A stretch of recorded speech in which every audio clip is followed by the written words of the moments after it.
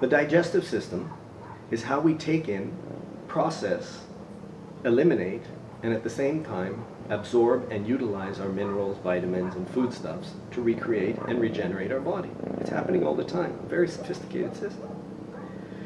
Some programs that we deal with in neurological organization technique is that we find that there's programs in the jaw that have to do with how a person breaks down their food in sequence. For example, when you open the mouth, there's a reflex that sends the message down to the body to say, open the valve in the stomach. So the valve is already getting ready to open before the first swallow happens. Then you bite on the food, which seems to secrete some acid, so that the acid can start to break down the food as it hits the stomach. Then you chew, which starts the small intestine, beginning its contraction, so that the food, when it hits the stomach, will move out of the stomach.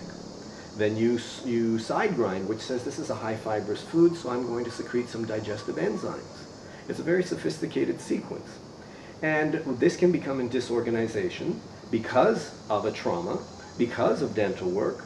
There's many reasons. It's really not important the reason as much as check the circuit and make sure it's okay.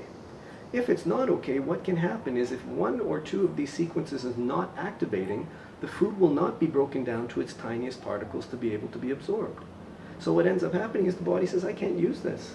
So it does what it's supposed to do, rejects it, which could happen in faster moving of bowels, which could happen in constant tiredness because you're really not gaining your minerals and vitamins, which can happen in fermentation now, that the food is sitting around longer so the person feels bloated after eating, or they feel gas all the time, or the valve is not closing and opening so they have acid reflux.